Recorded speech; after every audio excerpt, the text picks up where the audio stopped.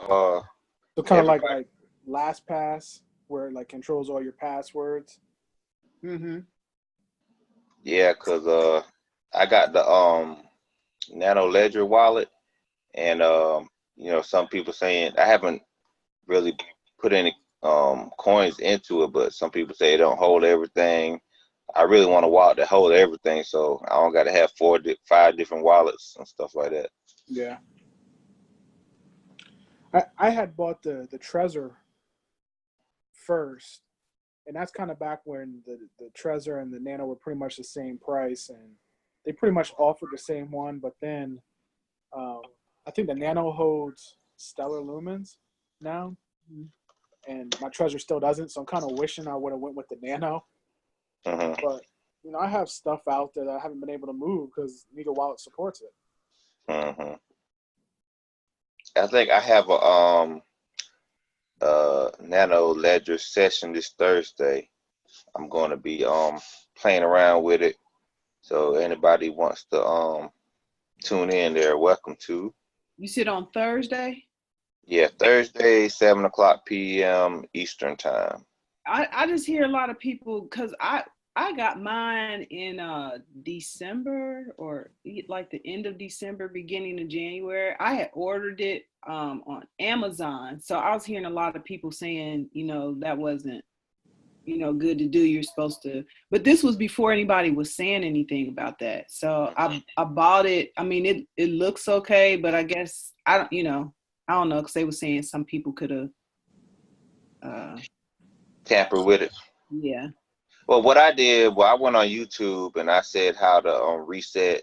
I looked up how to reset your hard wallet, Yeah. and basically what it is when you set it up, you put in the wrong pin number 3 times, and then it'll once you restart it, it'll ask you if you want to reset or something like that, and you just go ahead and hit the button, and you should be good to go. So Oh, that's why I'm going that route. so they can't do anything with it if you reset it that way. Just put it in 3 times, and then you can reset it that way, and nobody can get your money or Yeah, crypto. that's how I took it. Cause well, first of all, when it has a note talking about it's tamper proof and this and that, but if you want to go to extra precaution, you could Mhm. go that route and just reset it yourself. And so that's what I'm doing, and I'm just gonna roll with it like that. Yeah, I think it was either the Nano or the Trezor. They said there was instructions out on the internet on how to see if it was tampered with, and you could go to the website and put in a serial number or something. And that whole reset option, that sounds like a great idea. As soon as you buy it, before you put something on it, and safe. The more fences you can put up, the safer I think you'll be. Mhm. Uh-huh. Now I got personal story. I when I first got it, um, I downloaded I transferred like $1 Bitcoin, and Hmm. I went through Coin what is it Coinbase, and that dollar transfer cost me like $3, and I was like, wait a minute, I should have went through G-DAX. So the next time I went through G-DAX and it was free. I like, man, lesson learned. Yeah. Oh, Thank no. goodness it was only $3. Exactly. What was the charge for? It's a what is it, a mining fee or a transfer fee, something like Like that. a gas or whatever they call it. I Oh, forget. so you have to do that to set it up. When you set it up, you have to pay to transfer it.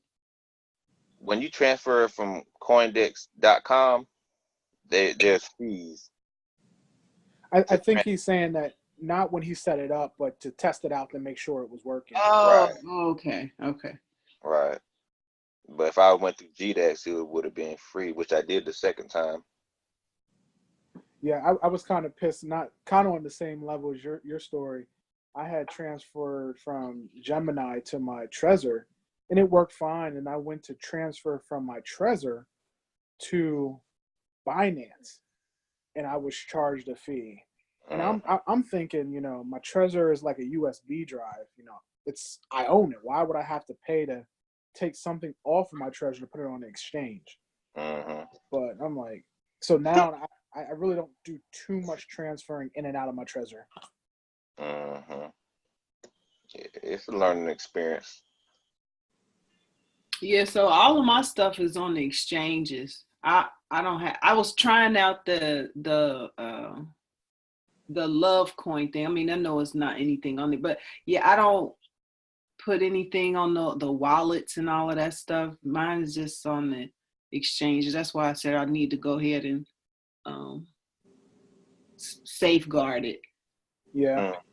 I'm kind of scared to sign back on. I haven't been on Binance or Bittrex for about a month and a half now. I'm hoping all my stuff is still out there that I had out there. Mm-hmm. Yeah, I mean, like the more you grow your portfolio, the more you don't want to look at putting it into a hard wallet. Because at first I was like, hey, ain't nothing but a few dollars, stuff like that. But once I grow, you're like, okay, I really need to protect this. Yeah, my first learning experience was when I had my dragons and Tron on. What was that? It was one of the exchanges, decentralized exchange, that got hacked, where they took over the website. So people were logging on thinking it was a normal website, and you talking about KuCoin? No, not KuCoin. It was before that. Oh, okay. Let me see if I can find it. But yeah, I went to sign on, and the website, the web browser, Chrome, I think it came up with a message saying, hey, this site isn't certified. Are you sure you want to sign on? And I went and did it again, and it came up again. I was like, hold on, let me go out here on, the investing page and see what's going on. I seen everyone saying, do not sign on. I was like, oh. Was that Ether Delta? Ether Delta, yeah, that's exactly what it was. Okay. There was a guy on YouTube, he was talking about he lost his money because he had signed on to it and they asked him for his password or something like that. And he did it, and then they start taking his money. Yeah, I think what helped me out is I had my stuff sitting in MetaMask. So I never really had a private key or anything on Ether Delta. So as soon as I got the green light, I went on there and transferred the stuff off the exchange back into my MetaMask, and it's been sitting in MetaMask since. Which I was kind of worried because my Chrome browser reset. So I had to re-sign into MetaMask, and I'm like, oh my gosh, I hope this stuff is still there. But those seed keys, when they say don't lose them, do not lose them, because that's what brought my count back. Wow. I think I had like about 586 dragons, and it was like 1,500 Tron that was sitting out there. Wow. Yeah, that's the lesson learned. It definitely is. I'm glad that we got in early, where if I do take a loss, it's like on a few dollars, right, compared to, when stuff skyrockets. Right. Exactly. I mean, we definitely on the ground level and stuff like that and everything. But So, I'm excited just learning all of this stuff. It's so new, but I'm just trying to, just read everything and, listen to all the seminars and just everything. I just want to learn it all. Read everything and, listen to all. Yeah. Remember me and you, Curtis, when I transferred you that Stellar Lumens? Oh, man, I try to forget that. Yeah. You want to tell the story? You want me to tell the story? You can tell it.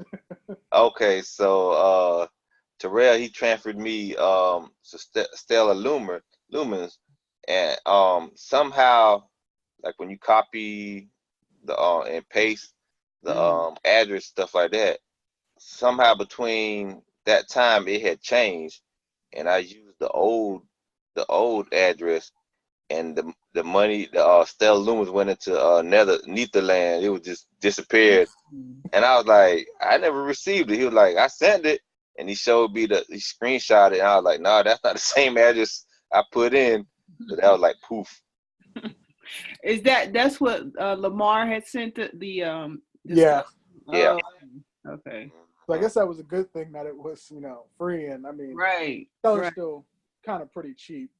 Yeah. Was that two? It was, oh yeah, it was $100. It wasn't 200. I was thinking it was 200, but it was it was 99 something because they charged the little fee but I transferred mine to the exchange. I don't know if that was okay to do or not, because I know they said you had to send it to somebody, but I just sent it to the exchange. I haven't even checked to see if it's still on there. They have been sending stuff saying that they take, photos and all of this crazy stuff on it. But I don't think that was a different. They said Stellar Lumens, but they were saying that it was fake or something. It was somebody. Yeah, I heard the same thing. Like they had put my picture up there as well, and it was one of my public pictures. And I saw Lamar come on and say, don't worry about it. It's nothing that you need to be worried about hack wise. It's your public pictures, and they're just putting it out there. And I being in tax and in accounting, I don't click on links ever. So it's very rare. Like I have to be talking to the person on the phone to certify they sent me a link before I click on anything. So I worked out well not getting involved with that whole. I don't even know what their whole point was to do to send that out, but my Stellar's still sitting on their wallet, and I wanted to keep some out there just to mess around with their wallet and their platform. But I really haven't done anything. I've bought some more Bitcoin in the last month. I try to buy a little bit every paycheck, just buy it and forget about it. Well, I moved mine as soon as I got the Stellar Looms. I moved it to my Bittrex account, and so that it's sitting on there right now. Till I'm gonna move some stuff to my hard wallet, but right now it's over there. I just got 2 weeks ago, my Bittrex finally started acting right because I had got it way back in December, but they were saying it was an error every time I tried to transfer some Bitcoins into it, and then I just kept on checking every week, and finally it went live. So I was like, oh, okay, that's cool. So let me transfer some stuff to it. Yeah, it took me forever to get on Bittrex, and I just got something from Gemini. They were saying my license or something. I still didn't get verified. So yeah, I have to send them. They said it wasn't clear or something. So Same here. I got to go back and check mine. It's been a couple weeks, but I had that. I've been trying to get on that since December, and I had to resend my driver license picture. So I got to go back and check and see if it's cleared yet. Yeah, that's my favorite one. After my first 2 transactions on Coinbase and seeing how much they charged, I was like, never again. And Gemini has been my friend since. Yeah, I'm definitely gonna get out. Yeah, I flagged the email. I just haven't got to it yet. But so yeah, I'm definitely. But what about Coinbase to G-DAX though? Is this? I mean, they said the fees are cheap, but they're not as cheap as Gemini. It's still Gemini still cheaper than G-DAX. I mean, Curtis, that might be something you know about. I know Gemini charges you 0.25%. I've never tried Coinbase to G-DAX, but I know a lot of people do that. Okay. I do. I transfer to G-DAX. I don't really pay attention too much with the fees, but I think most of the time it's free if I'm not mistaken. Everybody tell you go ahead. It is free. It's free Coinbase to G-DAX, but the fee from G-DAX to one of the exchanges. That's what I was wondering what that. I still think it's cheaper than to go straight from Coinbase. But I don't know exact fees and stuff like that. Yeah, what I realized was, now I don't know if it's changed since then. It was cheaper for me to send Ether to the exchanges. So on Gemini, I would sell some Bitcoin for Ether and then transfer the Ether to the exchanges and then go back to Bitcoin if I had to buy the coin on the exchange. And I was saving, dollars, not even pennies, but dollars on just doing those extra transactions. But that was probably in the beginning of January when, the volume was real high. So I don't know if it's changed since then. And that's one thing I have not done. I just always use my Bitcoin. I've never done the Ethereum. That's what people say is cheaper to do Ethereum. I'm gonna try that. I just use my Bitcoin. Now, can you buy Bitcoin on G-DAX? Does anyone know? No, you have to buy it on Coinbase and then transfer. I don't think so. Because I think you have to, buy it on Coinbase and then transfer it over to G-DAX. And I know it's free to transfer it from Coinbase to G-DAX. But I don't think you can purchase it. I don't think you can purchase it on G-DAX. Okay. Yeah, because the last time, just looking at my transaction, I had bought $25 of Bitcoin. This was back in November. They charged me $1.49 fee. Doing the math. They're getting their money. That's one thing for sure. Yeah, that's like 6%. So yeah, they're making millions of dollars a day, I believe. Yeah, so Gemini was 0.25%. So that's why, I had to get away from Coinbase ASAP. I mean, I loved it for my first transaction because I watched Dr. Watkins, 3-day thing they had. But I had watched, I think he was interviewing Ben Yu. And I was like, you know what, I keep hearing about it. Let me go out here and try this. So I tried with that small amount, and everyone kept saying, Coinbase, Coinbase, Coinbase. So that's the only thing I knew at that time. Yeah. I think Cherie, she had a comment. She said, "Hi everyone, hashtag Crypto Saturday. Just make sure whatever altcoin you're purchasing has an Ether exchange rate with it. This was a mistake I made with trying to buy ETH to another altcoin." Okay. Ether exchange rate with that. Okay. And just for some comparison, I just did the math. If I would have bought that $25 on Gemini, it would have cost me 6 cents compared to the $1.49 Coinbase charged me. Wow. So, yeah. Yeah, the people that are buying, hundreds of dollars, thousands of dollars, like you said, Curtis, Coinbase is eating well. Exactly. I'm gonna make it a point to get my little driver's license, whatever they need to get on Gemini. That's crazy. They know, because the mass people, they're like, they don't really know what's going on. They don't know the ins and out, so they're just happy to be buying Bitcoins and whatnot. So they're okay, take my money. That's all. Take my money. And they're like, okay, we'll take your money. That's no problem. And now the difference between, besides the fees, Gemini only has Ether and Bitcoin, so you can't get that Bitcoin Cash and Litecoin on there. But if you can get the two big powerhouses and transfer it over to an exchange, you can buy the other two on the exchange. Right. So that was kind of my thinking behind it. But I kind of hope that with Lamar, the group that he's running and trying to build their own exchange, that would be amazing. Oh, yeah. I'm excited about that as well. Yeah.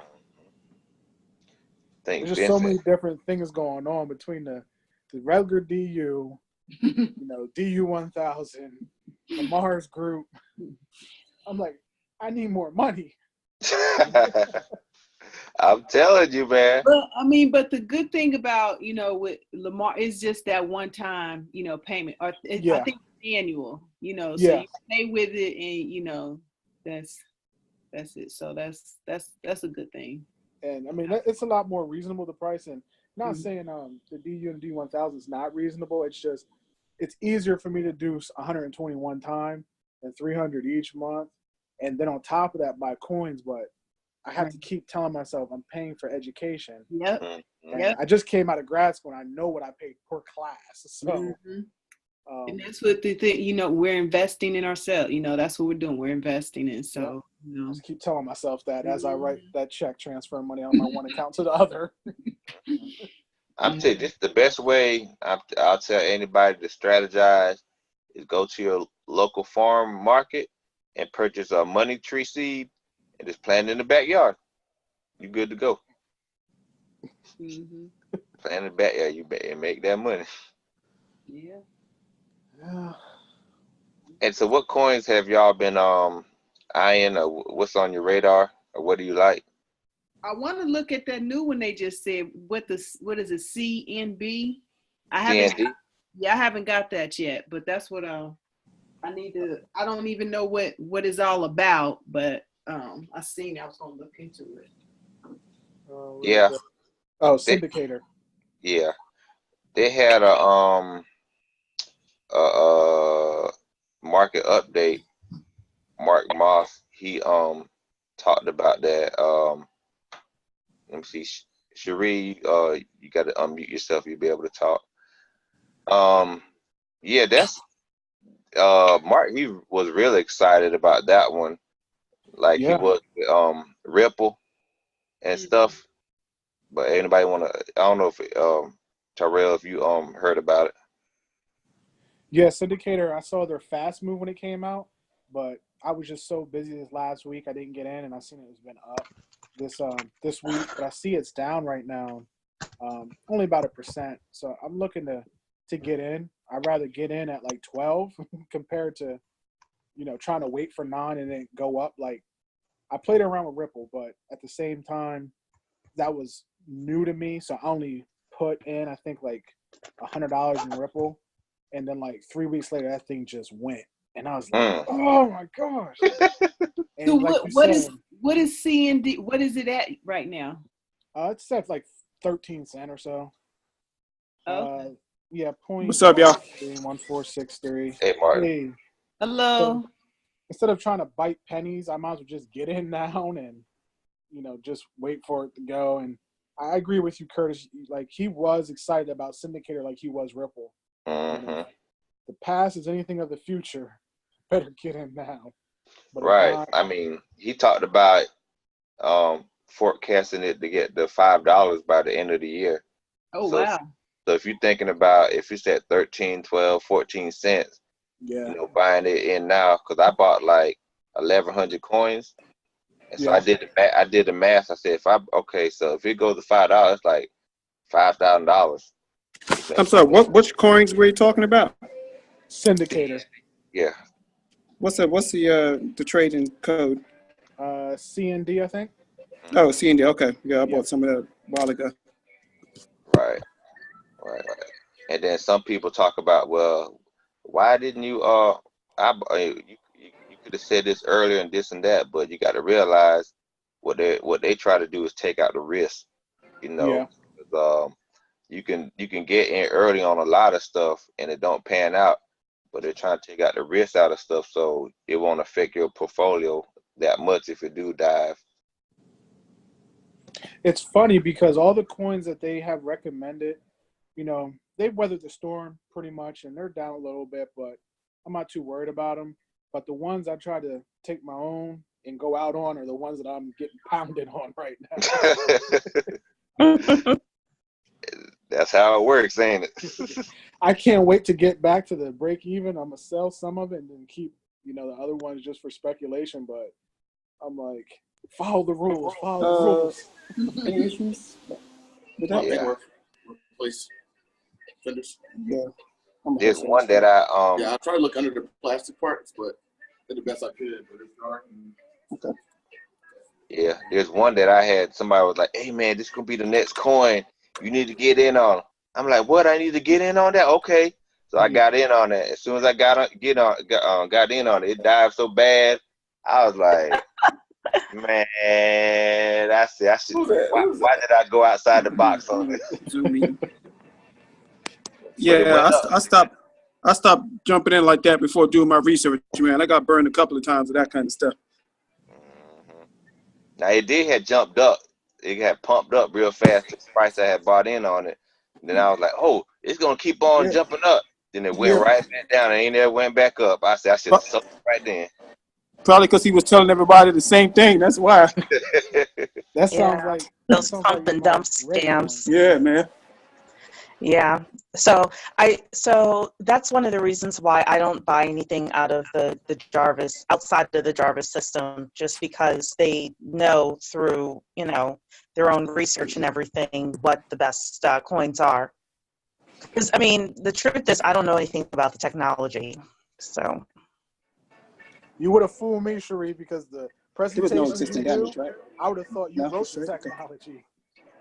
say that again. I'm sorry. I said you really fooled me because from your caliber of presentations, it makes me seem like you were at the table writing this technology. Oh, look, I wish. Let me tell you something. In a year, I might be, but right now, no. Yeah, I'm looking forward to Monday. Look, that's where the real money is. I'm trying to figure out, because there got to be multiple ways for us to skin this. And if we can get our teams together, the developers and all of us together and say, hey, what kind of product can we put out there that could be the next Amazon or Google or, whatever, that all of us could be straight. You sound a little choppy. Does she sound choppy? Yeah.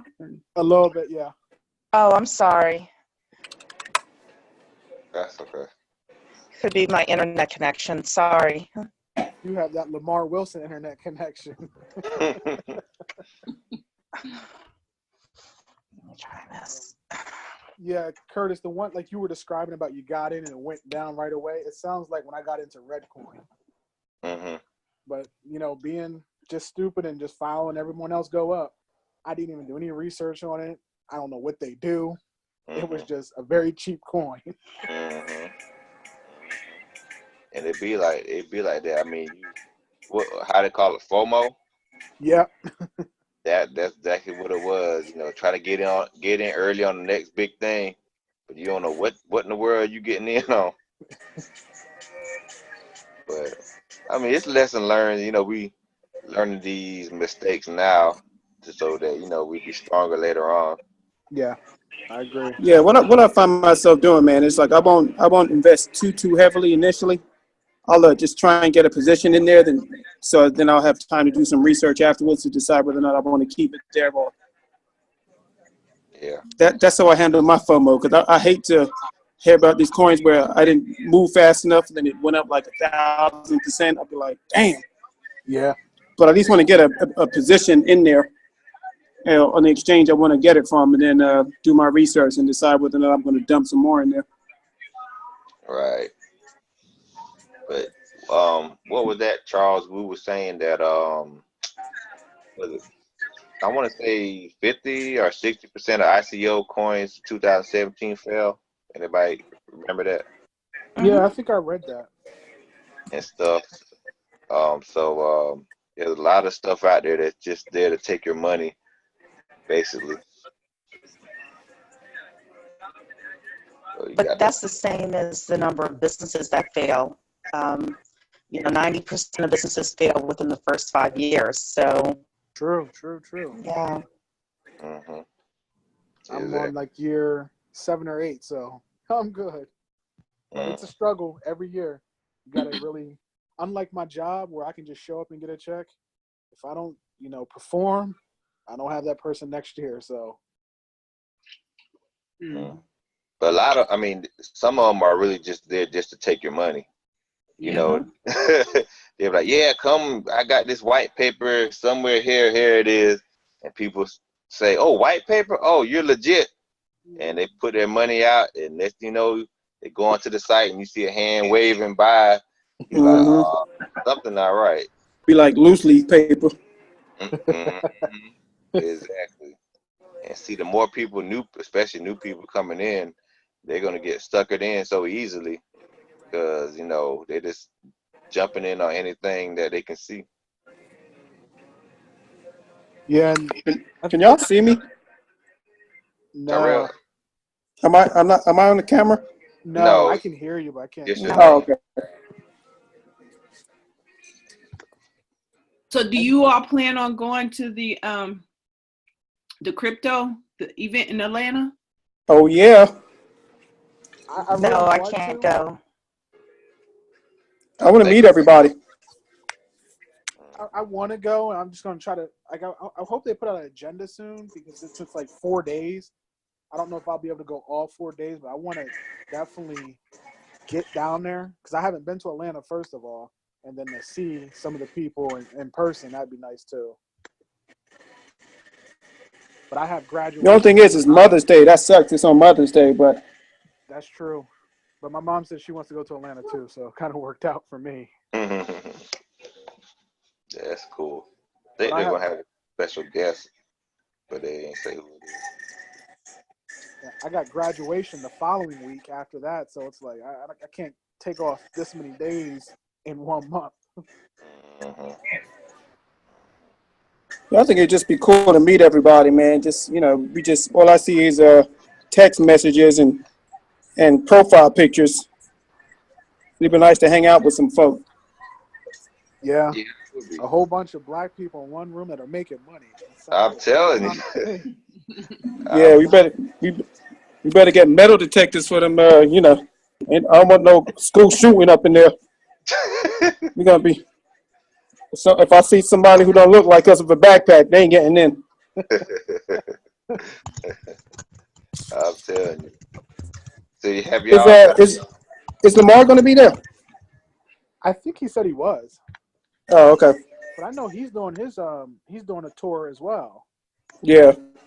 I look forward to that. So I'm gonna have no days left by the end of summer. I'm telling you. But definitely an education. Which you want, the price? Yeah, okay.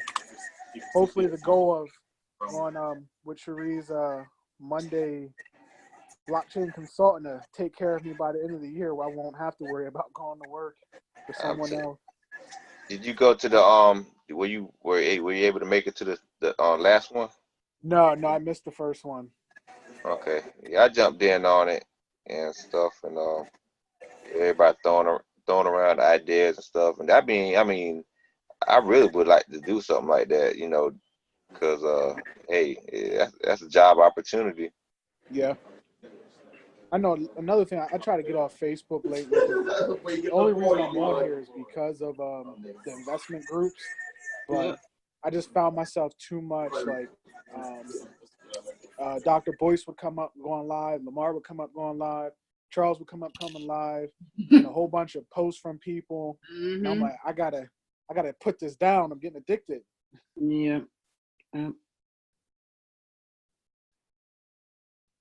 But what I do, I just multitask. I'll listen to the stuff, but I'm doing something else as well. So it's just like I'm not just sitting there listening. I try to, but I end up standing there watching it. Yeah. I can't kid myself. Yeah. You on mute, Curtis. I was saying it's good that they're giving us a lot of information than, vice versa. It's a body shop, the tailgate, place a tail light. I think Martin's at work. Yeah, I'm sorry. I'm at the plantation. My bad. Okay. You can just mute yourself whenever you talking in the background. That'd be cool. Mechanically, it seems to be okay. There's no issues noted. I'll mute them. Okay, but yeah, I welcome all the information. I mean, there's so much stuff I got to get catch up on and stuff, but it's a good problem to have. Yeah, and it took me about 2 months to get past the FOMO of, they put out a lot of coins on, the DU of that Jarvis recommendations, but just picking ones that you feel comfortable with. Mm-hmm. And not trying to keep up with the Joneses has brought my anxiety way down. Mm-hmm. But Charles doesn't help out at all. Like last night on his on the weekly update, he's like, "Yeah, I'm looking to put 30,000 in," and I'm like, "Really? Like, where do you get that kind of money to just? First of all, that kind of money to put into an investment and then to put into crypto where it tells you if you're willing to lose it." Mm-hmm. I'm over here trying to hold on to 25 and 50 bucks. He's talking about 30,000. I know, right? I know. I'm telling you. Hopefully one day I'll get to that point. I hope we all get to that point. Mm-hmm. I think we got a good chance of happening because, like I said before, we're the 1%ers of people knowing about it and getting into it. And you know, a year from now, 2 years from now, everybody's gonna be like, "Oh, what's up with this and that? How you get into it?" Be like, "Hey, man, we was trying to tell you. Now stuff going up." You Yeah. know, I got in early on, like on Amazon thing or eBay thing. You know, you got to do it now. Yeah. It's weird because this men's group I'm in. We had the meeting last Sunday, and they were talking about the next event. And they're like, "Yeah, we got something that's new and hot. We're going to do banks, Bitcoin, and brothers." And I'm like, "Oh, okay, yeah, I've been in that." And they're like, "Really? What do you know?" I'm like, "Okay." So we have a meeting coming up in 2 weeks where it's like a first thing to them, and they think that kind of how I was, that Bitcoin is crypto. And it's like the whole thing, and Bitcoin is blockchain. I'm like, no, there's different things going on, but I can't really tell you in 30 seconds. Mm-hmm. It sounds like you said BBB. Sound like Big Baller Brand to me.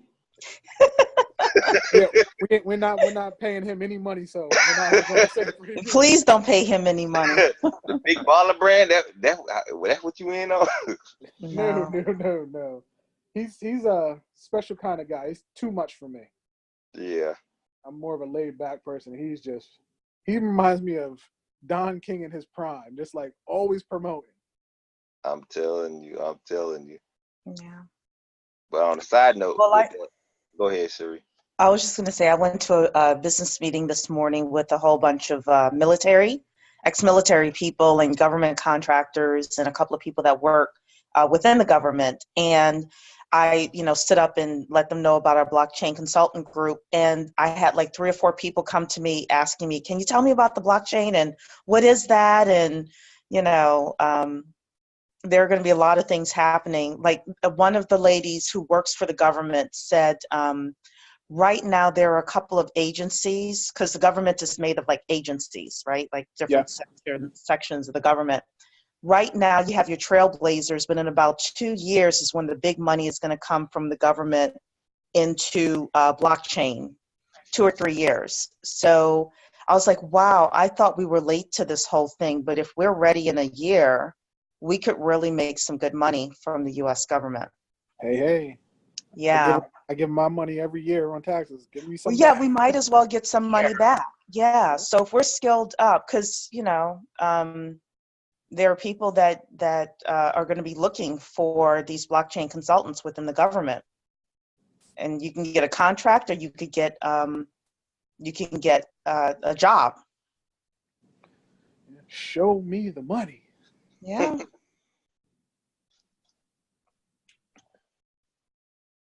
In fact, that I was talking to someone this morning. I said, okay, you're like the freshman, like in the first semester, and I'm the freshman in the second semester with this whole thing. So, and I can show you where the cafeteria is, but that's about it. That's about it, exactly. The cafeteria and the overall layout of the school. So. Let me see. I guess I got in December 4th, and before then I didn't know anything about coin. You said coin, I'd be like, what, a quarter? What you talking about? And stuff. But I've learned a lot since joining the DU, and you tell me coin, I'm like, we talking about altcoin, Bitcoin, Litecoin. Yeah. What coin you talking about now? Yeah, that's the thing, man. I'm trying to teach it to other people, man, and they keep thinking there's a physical coin somewhere, and I'll be like, no, forget about physical coin. There's no physical coin anywhere. Mm-hmm. People are still a little confused by the whole thing, so I'm trying to teach my people though. I mean, I don't know a whole lot, but I know a hell of a lot more than about 90% of the people in this world, seems like. Yeah. Exactly. I normally, like, if I'm in a room and someone starts talking about Bitcoin, I'll just sit back for a while and let them talk to see really what they know. But most people, like you were saying, Martin, they know that 90% Bitcoin, and they can use that word and throw it around like it's no one's business. Yeah. But you start asking specific questions, it's like, oh. Yeah. What? Yeah. They have no idea about all the other alt currencies out there and stuff. Everyone got in December, or was anybody investing before then? I got in about November Okay. into crypto. I mean, I do a little bit of the stock market, not much. I mean, basically like Roth 401 and a couple of other, single stocks, but I really wasn't heavy into anything much. But I heard about crypto, but I didn't really get in until I was watching Boris and he mentioned Coinbase. I never really knew where to buy it. I never did any research on where to buy it from. But as soon as I found Coinbase, and then it was on and popping from then. I think I got in by August 23rd of last year. Oh, you got in a good time. You're an Yeah, OG. you did. So He's it the was first senior time. of the group. I heard Dr. Boyce talking about he was intrigued, listened to one of his, that kind of started off, I was kind of, pissed off with the political situation. So I wanted to be closer to my people. So I've been listening to Dr. Boyce all the time on driving to LA. And he mentioned something. I'm fascinated by Bitcoin. So finally I just pulled the trigger. It was like August 23rd. And at that time it was really booming. I think I got in around 3,800. Oh, wow. So it worked out pretty well. Yeah. Yeah. And how did you educate yourself as far as buying coins and stuff? I made a mistake. Well, I didn't get into the altcoins until after the DU. So I made a lot of investor mistakes, jump in and into mostly just anything in Coinbase. So Litecoin, Bitcoin, Ethereum. And, when the market would drop, I would panic and pull like a portion of my money out. And I missed out. I should have just left it in there, and I would have had a few Bitcoins by now. It was so the education I got and the confidence and the sense of community helped me out a lot. Yeah. Cool. So did you go on YouTube and stuff to figure out how to buy coins or what? Yeah, that was after the DU. That's when I started figuring out how to buy the altcoins. Okay. I was just 100% on Coinbase. But at the time, that's when Bitcoin was booming. It went from like 3,800 up to what, like 19,000. 19,000, yeah. So I pulled out my investment around November. So right now it's like was all profit. Can't never go wrong there. No. Yeah. But I think what's it called? Exuberance. Yeah. Irrational exuberance. Yeah, irrational exuberance in a way because if you're making like I was thinking one time like 3 G's a month, off of the growth, and then you think it's gonna last forever, but then reality hit around January. Yeah. It wasn't that kind of growth anymore, but yeah, it's okay. I mean, I kind of like the market being down for an extended period of time because it's giving me time to store up on some of the things that I had missed before. Yeah, I agree with that. Yeah, and I'm trying not to overspend in crypto. I really am trying to say, this is my budget for the month. I'm going to just spend that. Till the new coin come out, and you got to get it right then. I'm really trying not to do that. I'm trying not to do that. Yeah. So I have a question for everybody. There's so much information, not only with the DU, but also with Lamar. How do you all kind of pick and choose what webinars you watch? Because those webinars are like an hour, 2 hour. I saw Charles did one for 4 hours this morning. I'm like, oh my goodness. Like how still doing it? No, I had my meeting this morning with my people, but I find that problem too because there was 3 this morning. Like how people choose what to watch and what not to watch. I find the same issue because there was I had, Boyce Watkins had one this morning. Then right after it, Charles came on, and then Lamar came on all at the same time. I was just like, I got to decide which ones I have time to go back and watch. But I can't watch everything when it comes on because there's no set schedule about what time they start these things. So sometimes, it's like you expect it, every day at 2 o'clock, but you may have 3 people doing 2 webinars one day. That's too much. I got to get a job to go to.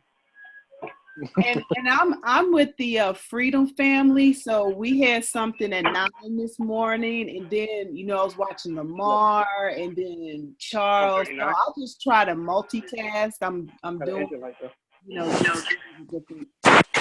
So I'm listening and doing something else. So that's I'm the same way. I was in the Freedom Family one this morning too. So it's like, I don't know. I guess you gotta decide what your priorities are, what you want to learn. Because I don't really do too much of the nuts and bolts. I'm kind of a little bit more interested in the market updates right now. Mm-hmm. Yeah, so for me, I would have missed the by myself.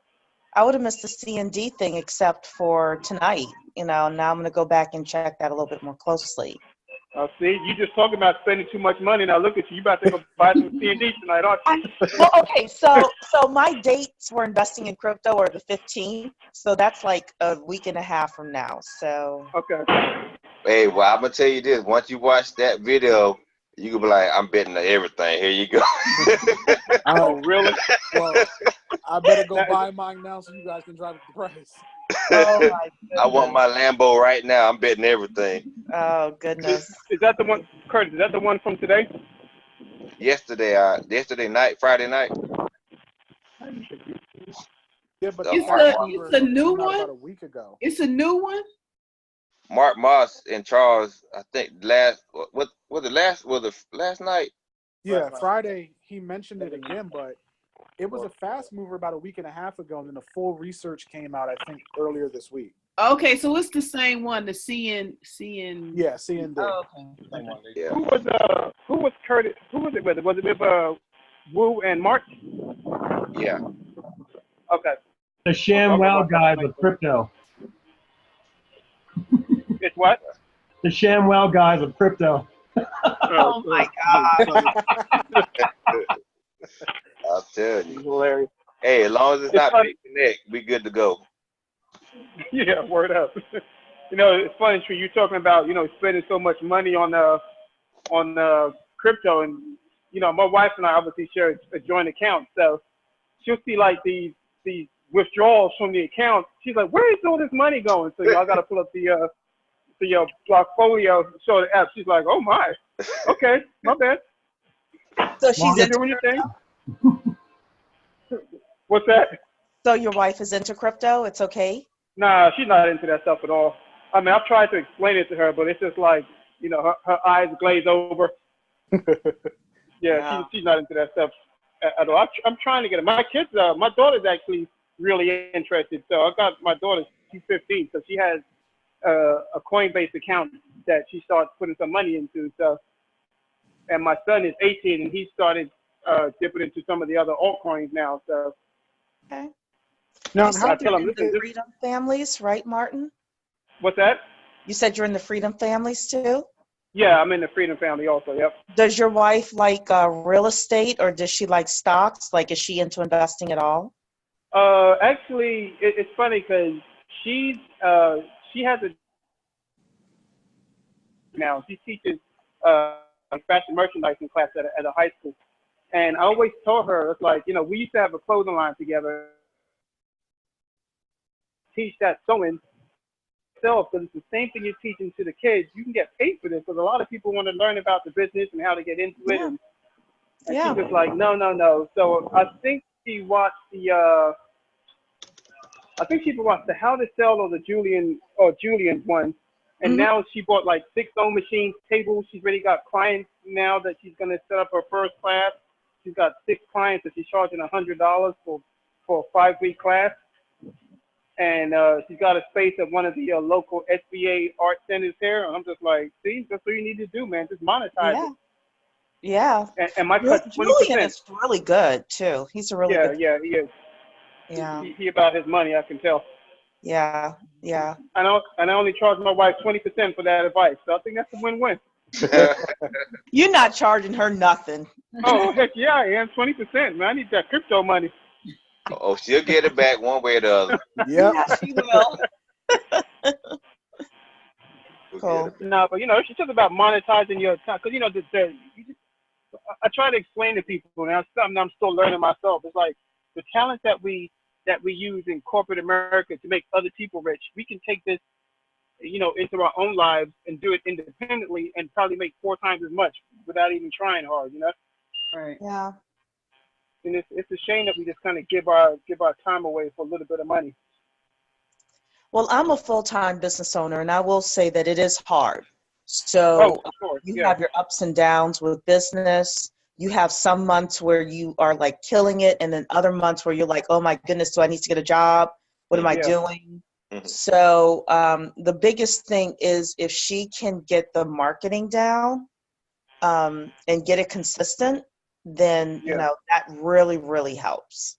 Yeah, for sure. Yeah, because we before we had kids, we were pretty much doing it full time for a few years, and you know, there's some months it's real good, and other months it's like, man, we probably should have saved a little bit of more money in the Yeah. beginning because you know, we're stressing. But you know, you figure it out when you have a big surplus. You make sure that you put the money into the storehouse. You know, making sure the bills are paid and you float the money. Yeah, it's difficult. It's not as everybody looks at it like it's so glamorous and stuff, and it, you know, it can be, but at the same time, you're responsible for your paycheck now. There's no, you know, there's no man that's feeding you a paycheck or giving you a meal. Everything is on you, Right. which is what I love about it, and which is the scary part about it, which is why I think people get scared. You know, I mean, I got scared to continue doing it when we started having kids because I was like, we need insurance, you know. Yeah. And medical insurance for a new family with, you know, two grown people who were young and healthy. You know, it was crazy. I have to go back in insurance. I mean, I probably didn't have to. I probably could have figured out a different way. But, you know, when you got a wife that's pregnant and, you know, you're having a kid, it's not free. It ain't cheap. No, it's not. I think that's Yeah, what so, holds a lot of people back is insurance and got the, you know, that fallback and stuff like that. If you have your own business, you got to think about stuff like that when you got a family. yeah, for sure. I mean, it's almost like this country holds you captive over insurance, you know? It does. Yeah. How much for that aspirin? $500? What?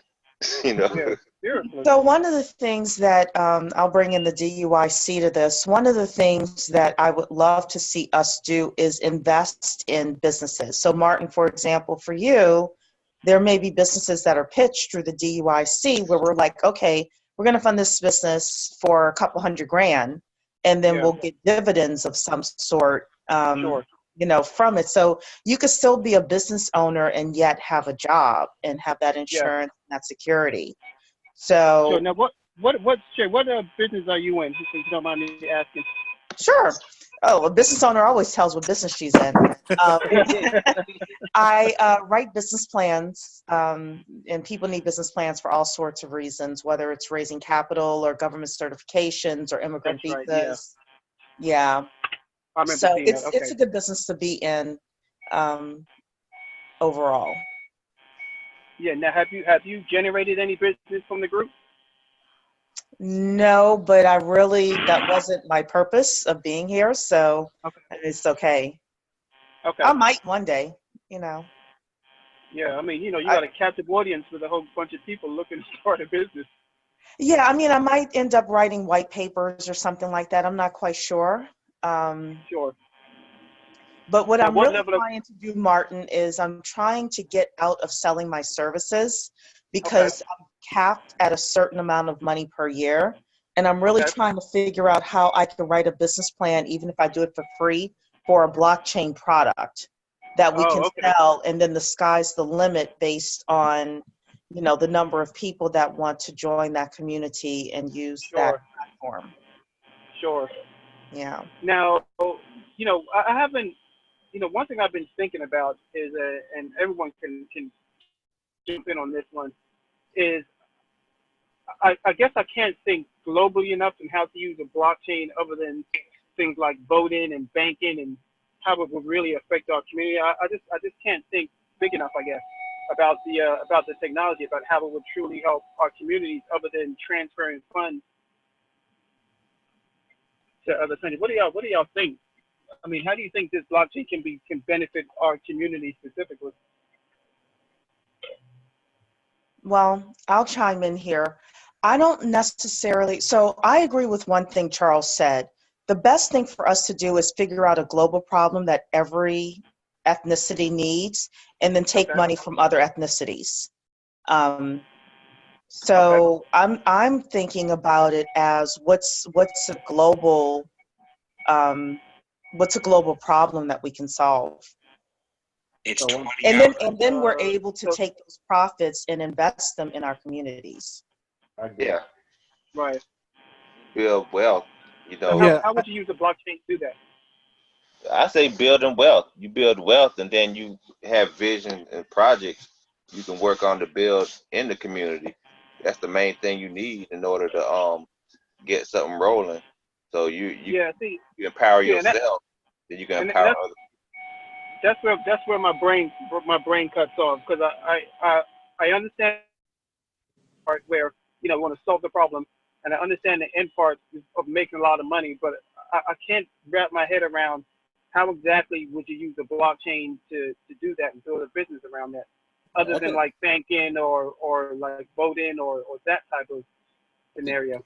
Traceability, we talked about the traceability coin, or that would actually be a perfect application because, for instance, the industry I work in is aerospace and defense. So everything has to be traceable, from the material certs all the way to gets to the customers, the configuration of the product. Okay. And the thing is, it's transportable, whether you're going to do it for the cannabis industry, because that needs to be traceable. All the chemical processes, that has to be traceable. So if you come up with a blockchain that can work with those with traceability, which a few I've seen the gentleman that was who's been talking with Charles. He's doing that right now. I think we met this morning. I forgot his name. But if we can get something like that, it's like it can be applied globally, all over the world. And all sorts of industries too. Yeah, because it's shipping, food supply, all of those industries are going to need traceability. Sure, yeah. Yeah.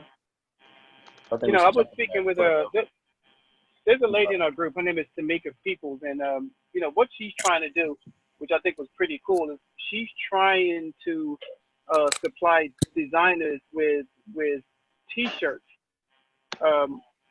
But what she wants to do, she wants to take T-shirts from a black farmer growing the cotton all the way up to the production of T-shirts. And she was just like, there are no black people in that space, and it's almost like they intentionally cut black people out of that entire process, because just to find a black person who owns a cotton gin to process the cotton to make fabric out of it was almost impossible. But I definitely understand, we have to get into distribution and manufacturing. Like, if we don't do that, then everything else is kind of pointless. Because even like my business now, I'm just doing an e-commerce site, but I'm finding I'm ordering products from China, which is great for China's economy. And I need to find black suppliers and black manufacturers and black distributors, and that's really where we need to get into this business to make a real difference. Because if black people can then have a choice of not going to China or somewhere down south or Brazil or an economy that doesn't support anything we're interested in, we're just going to keep repeating the same thing over and over and over again. Martin, did you ever watch the Dr. Claude Anderson YouTube video? He was getting interviewed. Oh yeah. He was talking talking about how he did the fishing industry. The fish industry, yeah, for sure, I did. Yeah, that was very interesting to me. He was trying to empower black folks, but he couldn't get it.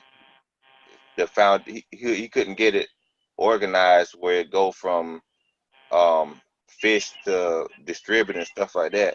I didn't do any more research on it, but that's probably a good test sample to figure out what was the issue and how can it be solved. Oh, well, the issue is easy. We didn't support him. There was no money. Mm-hmm. I mean, I think you got enough money, you can fund any business you want to fund. Mm-hmm. But if you don't have any support from, the people you need to support from, it's not going to go anywhere. Right. Which is where the investment club comes in. But I will say that I think that we need to focus as a club and as a group, because right now, we may end up with 500 people. Okay, great. But that's going to give us a little bit of money. But in order for us to get bigger money and a lot of money, we need to have more people, and we need to start putting money in businesses that can get us huge returns kind of quickly and get that cash flow coming in, and then reinvesting our dividends. I agree. So, that is a part of the long-term strategy that we really have to say, okay, this is what we're going to do, and we commit to it. And no, times are tough, but you can't take your money out of this because we really need it in order to fund these additional opportunities out here. Yeah, You know. I agree. Also, I think it's important to tie that within the group because we got the developers, we've got a lot of people with program project management background, people from all these different industries. Like Mike Flott, how he made that love token, and they're working on this other token. So why not start another entity where we can develop services for some other any other company. Let's say like my company I work for, they have a contract out there, we can get it. Or there's a government contract. Yeah, that's one of the things that I was pitching to Victor. Lynn, Victor asked me to talk to you about this. I was pitching that to Victor. I said, you guys are, developers, when you're done with the Jarvis thing, come and pitch something to DUIC. And Victor was kind of like, really? So they had never even thought about us as something. That's what it's for. I'm sorry? That's what the club's for.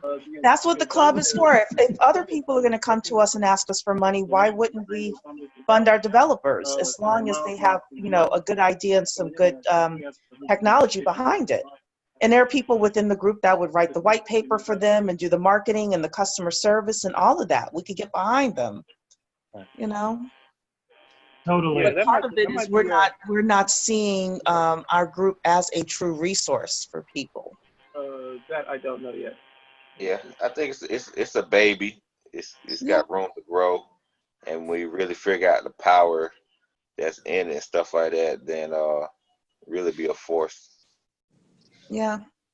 Plus, we have to set folks' expectations that this is a journey, not a sprint. This is most of the mentors that I have that are in their 60s. When I talk to them about starting businesses and their stuff, and I see them quote unquote writing checks. They're like, Len, you didn't see the last 10, 20 years before I was able to write these checks. Right. You didn't see what I went through to be able to write these checks. Yeah. So this is the truth. Yeah, this is gonna. I mean, we're looking at least a 10-year, journey to get it to where it's really cranking. So. Yeah. So I guess that might be an awesome. I should go take my Mercedes off layaway then. I think in 2 months it's been pretty incredible what's been done. With that token and the amount of time. Every meeting out there, that we have, and this is amazing. All the detailed, technical conversations we're having, and like for instance, I'd like to see, whether the DU or DUIC. I'm going to the NSBE conference, National Society of Black Engineers conference. Mike's going to go, and like March, and we can use that as a potential resource pool. Yeah. These professionals and graduates, maybe have them join our developers group. Yeah. So do you know Admiral Tony Watson? I don't know Admiral Tony. He's really he's really an active part of NSBE National. And I know there are other, so the group that I met with this morning, the admirals and colonels and generals and people like that, there are a lot of them that are a part of NSBE as well. Okay. On the national level. Yeah. They had admirals come as like guest, speakers, like Chief of Naval Operations. And I know Dr. Carl Mack, he has a connection with some of the admirals. And actually, when I was in a naval prep school, I went to some of the colonels. I might have gone to, they were probably in my group. I know a few of them. So, yes. Cool. So you're military? I'm a veteran, yes. Veteran? Cool. Yes, I was in the Navy and the Marines. Okay, cool. Now it's a Navy and Marine? You said and Marines? Yeah. Navy and Marine Corps. Wow. So, wow. Well, we found the security for the Black conference. Yeah, seriously. Conference. I'm not broken down now, man. I'm 80% disabled. That's okay. I don't have to worry about the healthcare part anymore. The government takes care of that. Need to have you do like a blockchain gun club or something, man. I can teach people how to shoot. I was an expert, but I started shooting competition since I was little. Oh, one thing I was thinking about. Remington is going bankrupt or something like that. I've read that. Yeah. Really? Make it black on. Man, let me tell you. You want a fast way to change them gun laws? Yeah. Yeah. Just by Remington, you see them laws changing overnight. Absolutely. No, I feel you, man. We need to own. we got to own stuff, man. Yeah. And I'm thinking, I don't I'm not a gun fanatic, and I really don't care about it. But Yeah. I'm not gonna give up mine until like all the white folks give up theirs. I'm not gonna be. Yeah, for sure. I'm not gonna be disarmed. But I'm still not giving up mine. I'll give up I'm most gonna of them, but I'm keeping one. yeah, I'm gonna be at the very back of that line. because they encourage black people not to, to disarm, Yeah. but Yeah. all these other people encourage. I was like, nah, I can't, bring a knife to a gunfight. But not that I'm looking to fight, but you have to have something, to protect your family. Some protection. Yeah. What was Boyce Watkins saying? Bring your guns in for a fish sandwich. Yeah. Something crazy. Seriously, that they do, but it's like for this, the same group puts people to, Second Amendment, except for you, basically. Yeah. And it'll be So- interesting to see what happens between Delta and the state of Georgia as well. I was looking at that. Yeah. Yeah. Apparently Delta's not going to leave. So No. they said they're not moving hubs, but I think what happened was crappy. We're talking about 13 people, cost them $40 million. It's absolutely insane, man. It is. At least we know that now that laws are made by personal preference and not for anything other than, adjudication. It's just pretty much if they want to do it, they'll do it for you. If they don't want to do it, there's no basis behind it other than what they feel. Borderline extortion. Yep, it seriously is. It is. But about this, so Sherry, just to kind of bounce the I think your idea about starting a like a serious investment group to decide what businesses we're gonna fund is important, man. That's a really important conversation to have. Yeah, so if you're serious about that, you want to, first of all, consider being part of our long-term strategy committee, Okay. because that's going to be the group that writes the business plan for the club and talks about how we take our, little bit of money and make it into big money. And then we're also going to have a Shark Tank ICO pitch committee as well. That's going to look through all of the opportunities and bring the best ones to the group. Now, which group is this? Is this a Freedom Family group or the DUI? No, this is Digital Underground Investment Club. Okay. You're part of the DU? Yeah, I am. Okay, yeah, so you should be getting all the emails for the DUIC. Okay. Yeah, it's the DUIC. Sherry be doing everything. She be here and she be there. Look, Cherie was told today she needs to learn the power of no, so Cherie is not accepting any more assignments. For now. I know. Nah, for a while, unless they come with a paycheck, Tyrell. Yeah, seriously. that. It's that volunteer work right now until things get situated, huh?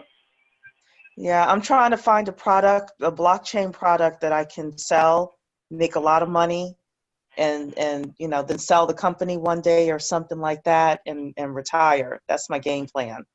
Now, do you code also, or no? Would you be looking for developers to do that? I don't code. I don't even know if I have an interest in it. But one of the things with the blockchain consultants is we found Dwayne Samuel and I had a really good conversation, and we found a good program that would teach us how to code in 8 months if we choose to do it. So I'm probably smart enough to do it, but I just don't know if I want to.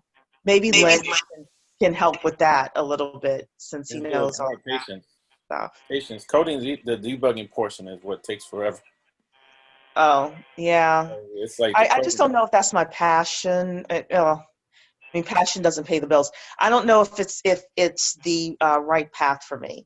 So I'm trying to figure that out. Yeah, I don't know anything about coding, but I think I was thinking it's something that I probably need to learn the basic stuff, if nothing else, just so I kind of know what I'm talking about. Yeah, then you may want to come to Monday's blockchain consultant meeting, because we're going to talk about the program that's available. And like I said, it's 8 months to complete. You may complete it sooner depending on how quickly you go through the classes. And then we're talking, because one of the things I believe in is having a study group. where you're on the hook for doing your homework and coming to the study group, and presenting it and all of that. So Cool. I like the yeah, structure. so I feel like if I had that accountability, then I would be more likely to finish. And then what Dwayne was telling me was, if we know how to program as blockchain consultants, even if we never do any programming, it'll be easier for us to have conversations with the developers, and we'll be much more effective at our jobs. Yeah. If we choose to So, do so that. what are the classes? The classes like an hour-long class? How long are the classes? I have to go back and look again. I just remembered being 8 months. Okay. And it was like 8 different modules, and each module was a month long. And I think it's like a couple of hours a week to take the class. But I could be wrong. I have to look at it again. But you said the meeting is on Monday? Yeah, Monday at 8 p.m. Monday at 8 p.m.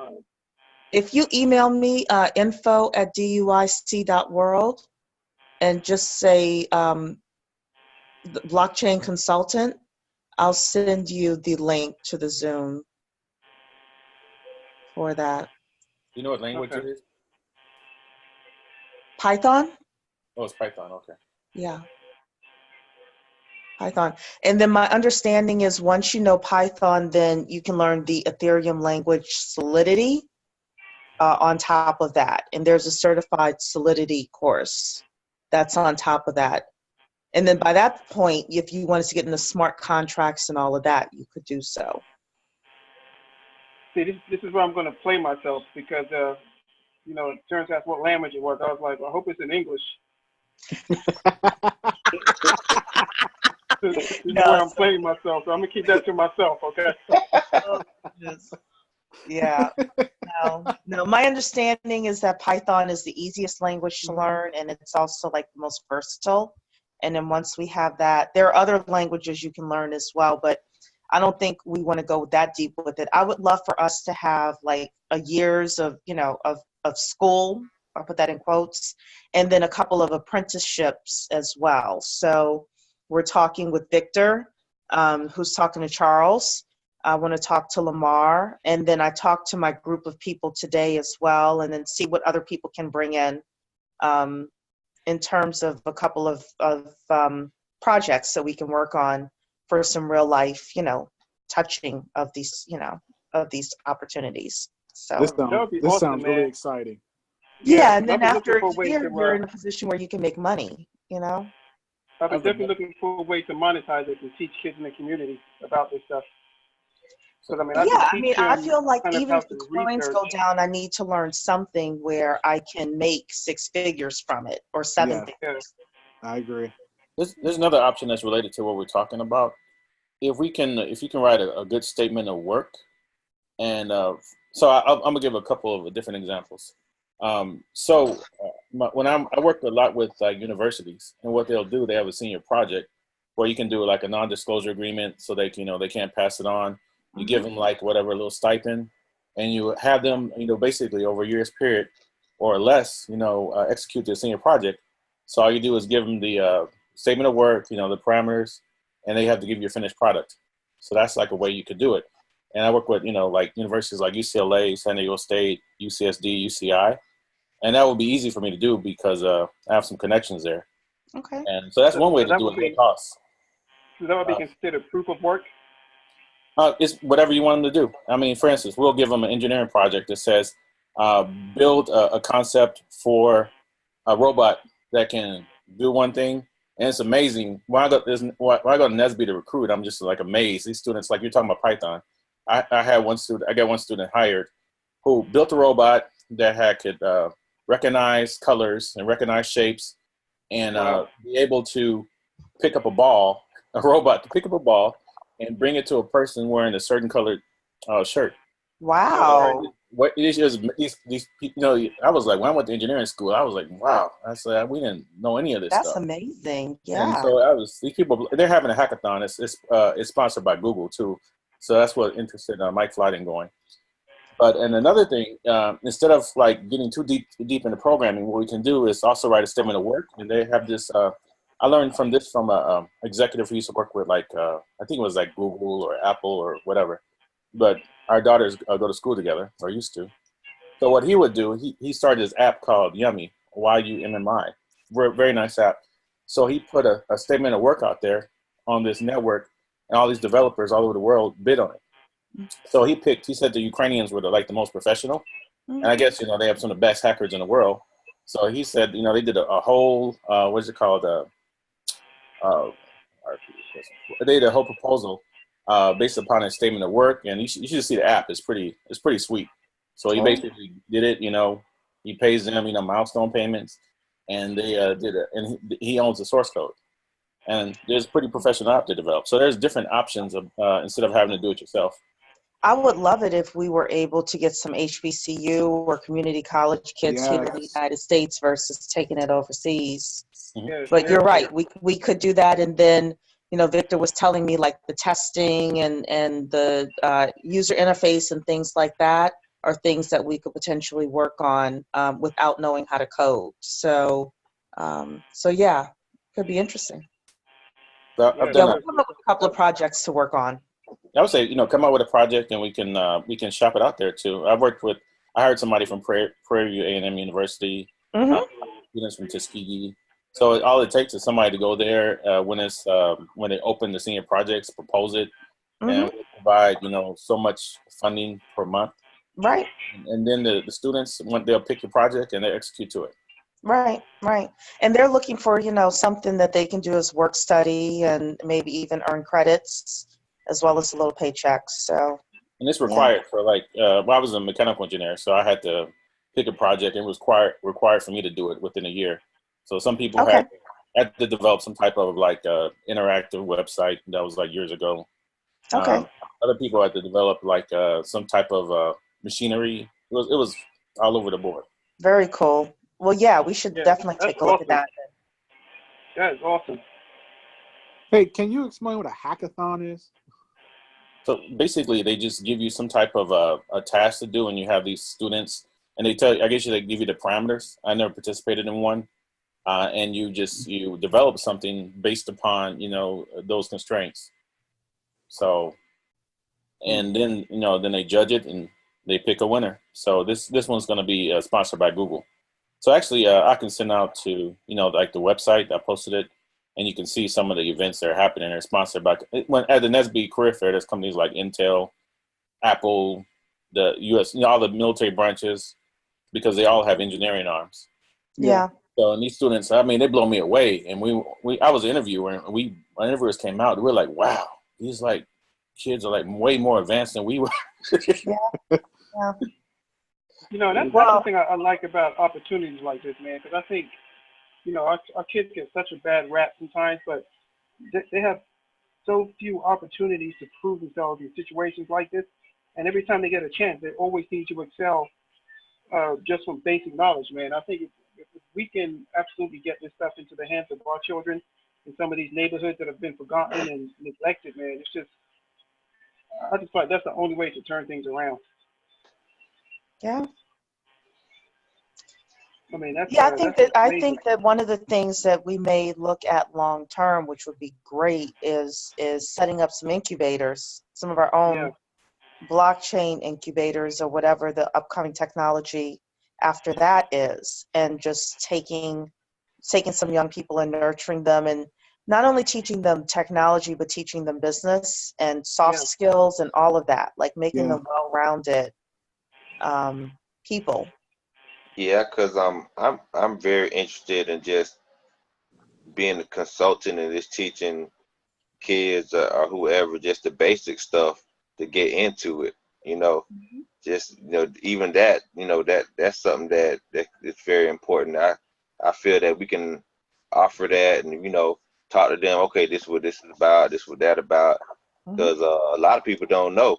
And then if you get a kid interested in something, a lot of kids, they don't have no vision.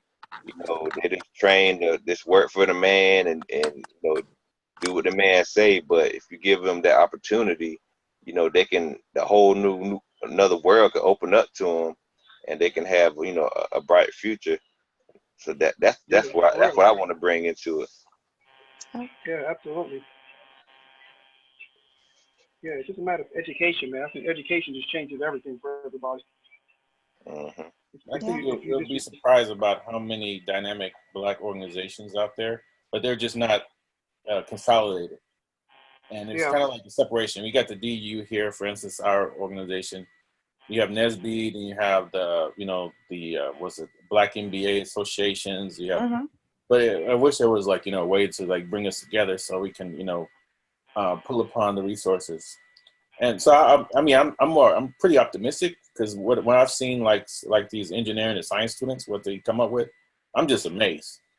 And you'd be surprised, we have competitions too, and the high school and junior high, they kick the college students' butts on a lot of these projects. I was like, wow, because they don't have the mental barriers. When you go to Right. college, you use education, you can't do Yeah. that because that doesn't violates physics. But these young kids, they don't know, so they end up like pushing the envelope. Mm. Yeah, so when I went to the hackathon last weekend with Gyrone, I mean, it was literally the majority of the demographic there were young kids, 20, 21, 24, and it was a scene out of the 80s movie Real Genius. Just 700 kids just coding, and I was sitting down there with Gyrone and Ricky at one point, and they were doing their thing, and then all of a sudden you hear this, and these kids had like somehow with their code got a drone to work, and it was flying all over the place. But you could see the just the inherent passion that each one of them had for the technology. Mm-hmm.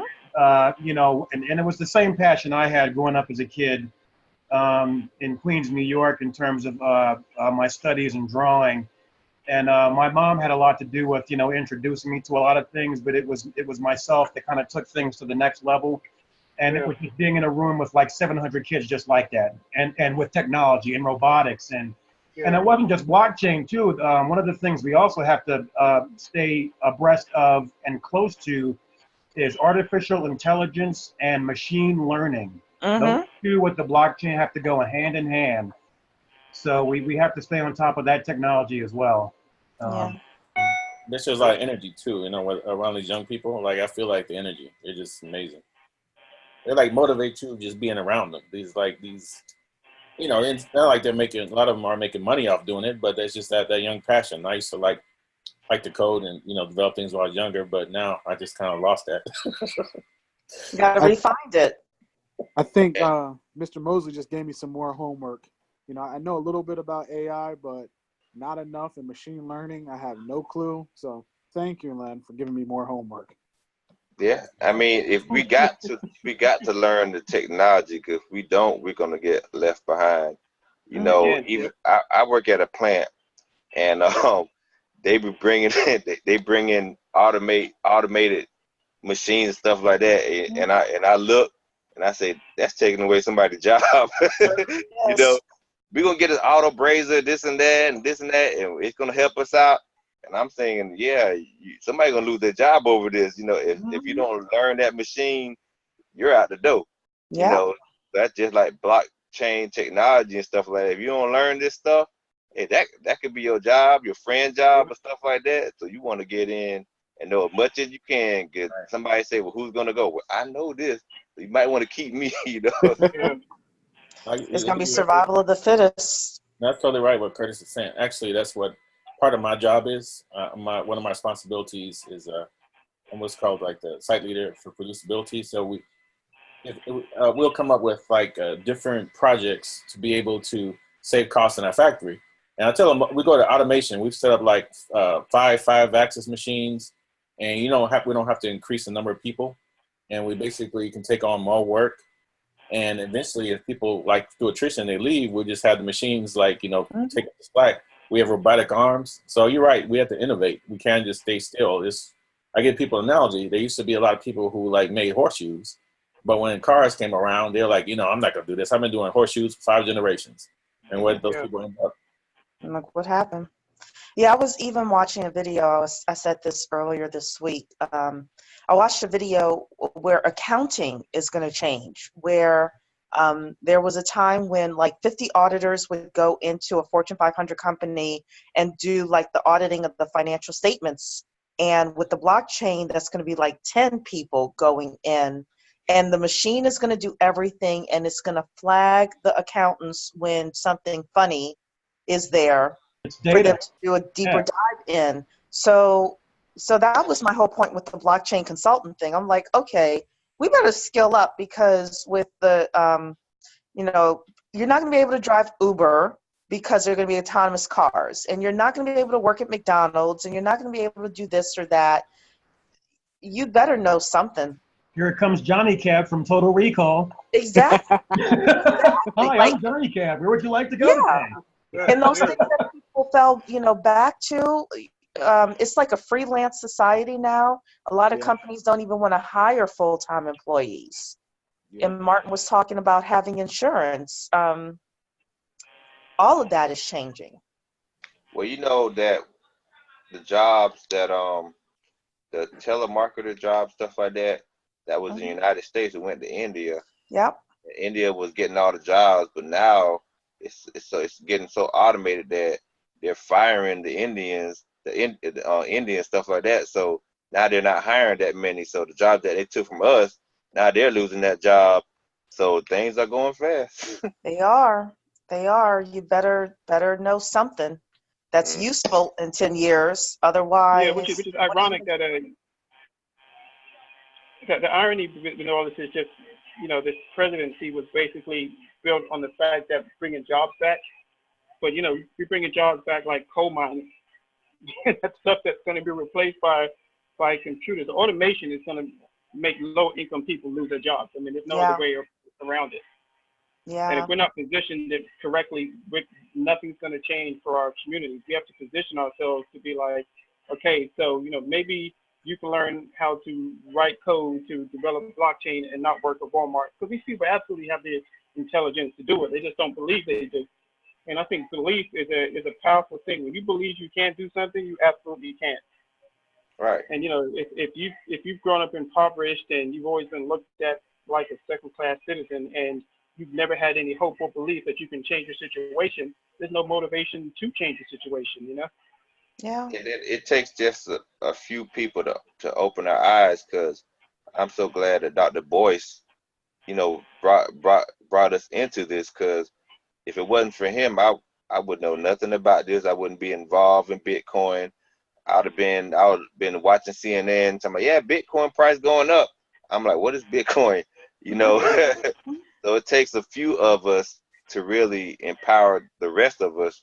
But you know, so many times those in power don't want to pass on the information and knowledge. They just keep it to themselves, or to their close family members, and then you got generations of people just lost.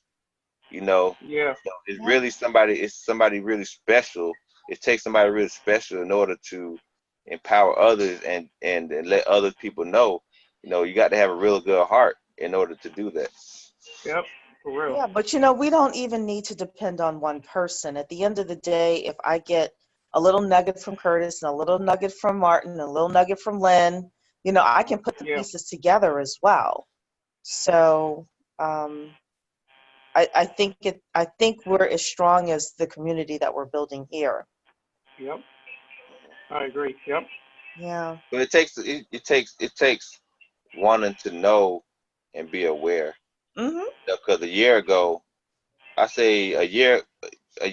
when I started wanting to know. Before then, I didn't. I was just captured in this entertainment and complaining about the man. You know, everybody else complaining, I'm complaining too. But it takes an urge and willingness to say, hey, I'm on a hamster wheel, and nothing is changing. I'm getting gray hairs now. You know. Yeah. You know, I want to do something for me and my family. So, and you know, so what happened is you search for it. You search for answers. So that's what I did. I searched for answers, and I was gleaning a little bit from here, a little bit from there, until I found something that really resonated with me. And I'm like, okay, I'm gonna attach myself to this. I'm gonna put myself in it. I'm gonna learn as much as I can, and that's when you open your eyes and you're really able to see opportunity. Yeah, and that's a scary thing, man. I think, I don't watch a lot of. I used to watch a decent amount of television. I was never really a big television person, but I used to binge watch, the 12-hour show overnight or craziness like that. But I think I don't really watch a whole lot of television anymore because I just look at television now as it's a way to distract you.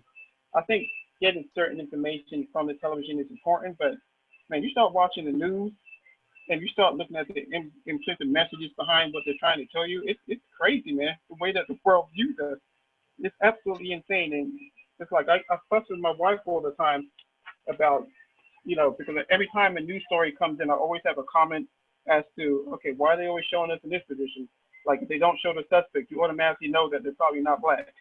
They don't have a problem like flashing us when it comes time for violence and everything, and everybody else gets a second chance or an excuse as to why they are doing the things they're doing. Oh, they were troubled at home, or they missed the medication, or mama was it's just there's so many excuses for other races, and we're not allowed that same affordability to have a reason why we do the things we do. So I just stopped watching it. I mean, simple as that. I tried to, like, my kids now, my daughter's taking like Black history in school, and that's always an interesting conversation because, I'll look at the work she brings home and I'm like, all right, so what did they teach you today? Oh, really? All right, well, let me tell you the truth about what's going on. But, it's just the way the country is set up. I don't know if the people teaching it are just ignorant to the truth, but, it's the truth that they go by, and it's their truth. It's not our truth or the real truth, as I like to say. So I just think it's important, man, if you're not learning, you're not growing. And if you're not growing, you're dying. Well said. Sometimes you gotta expand your horizons, man, and look at all points of view. Like you just can't watch CNN without watching Fox because you're not going to get 100% of the stories. I mean, either way, it's still 0% of the truth, but at least you know where your adversaries are coming from. If you're not understanding where your enemy, what they're thinking, and what their next move in, you're never going to win. You're going to be playing checkers and not chess. Yeah, and I feel some people would disagree with this statement, but I really feel entertainment shapes culture. Oh, yeah, for sure. When I was a little kid, before I moved to South Carolina, everything I knew about the South was slave and picking cotton and this and that. So when my mother said, hey, we got to move to South Carolina, I cried like a little baby. I'm like, I don't want to come here, this and that. I know. I don't want to pick no cotton. Right. I was on the Greyhound bus and I saw the cotton on the field. I was like, oh, my goodness. So it shapes your way of how you view people, and really worldwide, the entertainment and the what's going out to the world about the Black community is with thugs and we steal and this and that. So we have to change that perspective, one by one, because we got to grow, and we just can't we can't fall into the stereotype and stuff like that. 'Cause we're diverse. We're not one way. We're just like everybody else. Yeah, I mean, we all like the Black Panther, but we like other stuff too. Mm-hmm. No, I mean, I'm excited about this group, man. I really am. I think the future is boundless. I think there's so many opportunities for us to to think. Look at how long we've been doing this. Like this 3 months in. That's crazy when you think about how far we've come in 3 months. You know what I'm saying? Yeah, imagine that's 2 years from now. Insane. 2 years from now. I mean, yeah, seriously. That's absolutely insane, the advantage we have now. Mm-hmm. Yeah. Because, we're so invested in these groups, man, but really you start talking to other people, and other people are like, what's Bitcoin? You're like, dude, seriously? Like, you've never heard of Bitcoin ever? They're like, no, what is that? Yeah. Like, did I go to the bank to get it? I was like, man, come sit down, brother. Let's have a conversation. Yeah. But again, there are so many, even not just our culture, even other cultures where they think it, they still think it's a Ponzi scheme. Mm-hmm. I'm like, really? It's like, do you not like watch the news or listen to anything other than, Yeah. I mean, just look at the people who are interested in this technology. That doesn't spark your interest at all to find out what this stuff is? You still think it's a Ponzi scheme? I mean, that's nuts to me. Yeah, I think you're 100% correct on that. The job I work at are wealth advisors. I overheard their conversation when Bitcoin was up like near 17,000, and it was basically whatever was reported on CNBC. That's what they were regurgitating. Yeah. And we're talking about wealth advisors that should be, you know, on the forefront of this information, having no clue of what is going on. Yeah, it's crazy, right? Even like when I watch this stuff now, and I listen to you know, I cruise YouTube for a bunch of like other people who are trying to get into the space. And there's a lot of these guys that sell like all these programs to learn business. I listen to the stuff they're saying. I'm like, man, you are so off course, and you're charging somebody $599 to learn what you're telling people. I'm like, ain't none of that you're saying is true.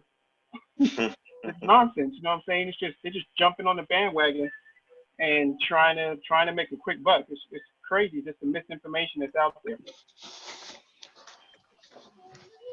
I mean, like I said, I love it. I mean, I like being in the position I am, even though I don't know much.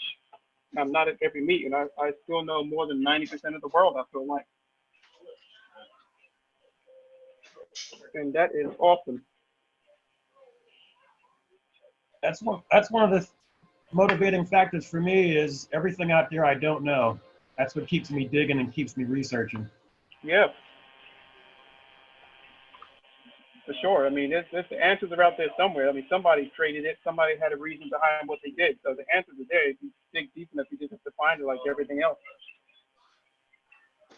That is awesome. Well, I'm excited. Well, fellas, I'm still on the plantation, so I'm going to have to roll out of here. It was awesome speaking to y'all. Same to you. Oh, likewise. I'm going to definitely be on that meeting on Monday because I really want to learn about this coding stuff. So, Terrence, I might be picking your ear a little bit every now and again, brother. Okay. Hey, I'm still thinking about the other thing we talking about too, man. Yes. About them. Yeah, you know what I'm talking about, right? Yes. Yeah, Right. We got to get this money up first, but that's still heavy on my mind. That's cool. Well, fellas, we're almost at the 2-hour mark. I'm gonna end this meeting, but if anybody have any last words or comments, feel free to speak now. Sherry, I just want to say I sent you the email. Is she listening? She might not be Moving listening. around. But I sent Sherry the email about the class on Monday, so. Snack time. That's the thing about being on camera, man. We're all in the business. Oh, yeah. All right. Well, I appreciate y'all, man. But I'll get up with y'all next time. Okay. All righty. All right, brother. Anybody else last words? Wakanda forever. I want that Wakanda money. I know that's right. There will be no challenge today.